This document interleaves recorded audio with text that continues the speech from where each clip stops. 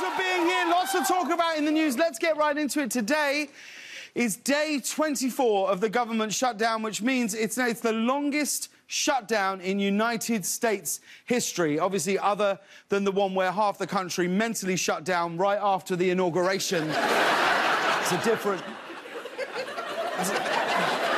But this is awful. It really, like, the federal government isn't working right now. It isn't. Now, I'm no expert, OK, on how the United States government operates, but here's the thing. Has anyone thought about just unplugging it, like...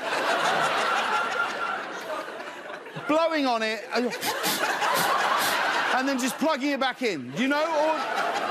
Or doing that thing, opening the back and rolling the batteries, just seeing if that'll...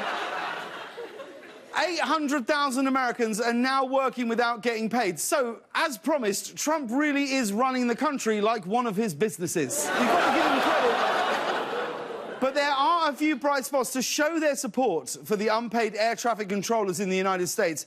Air traffic controllers in Canada sent down hundreds of pizzas for the workers here. Isn't that nice? It's lovely, isn't it?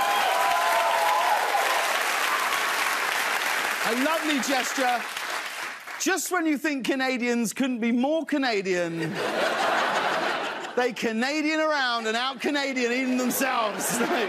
Meanwhile, over the weekend, the New York Times reported that at one point the FBI was so concerned about the actions of President Trump, they opened an investigation into whether he was working on behalf of Russia. Now, even if Trump wasn't, it's not a good sign that the FBI decided to investigate him. Like, if a bunch of ranch dressing goes missing and the police are like, better check over at Corden's place, I know I need to make life changes, you know? And then this morning, Trump flat out told reporters, quote, "I never worked for Russia." You realise what that means? He's doing it for free. It's possible he's a traitor and a bad negotiator.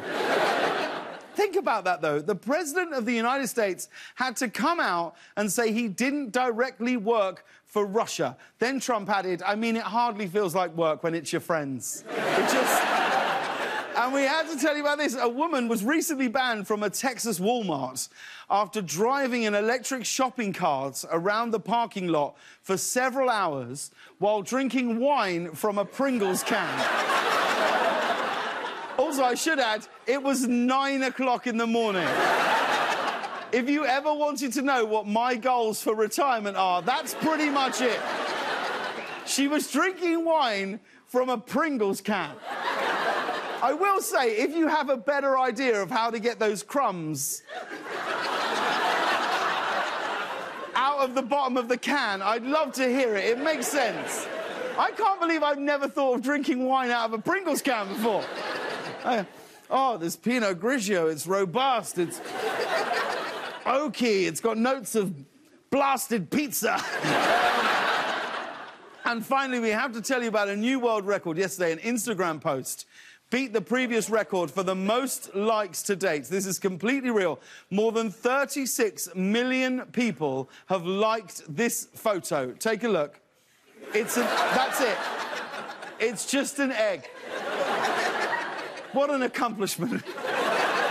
Older generations, they told their kids stories about going to Woodstock, protesting the Vietnam War, watching the moon landing. We can tell our kids about the time we all liked a picture of an egg on Instagram. But I am worried all this internet fame has gone to the egg's head. Here's a picture of the egg just this morning.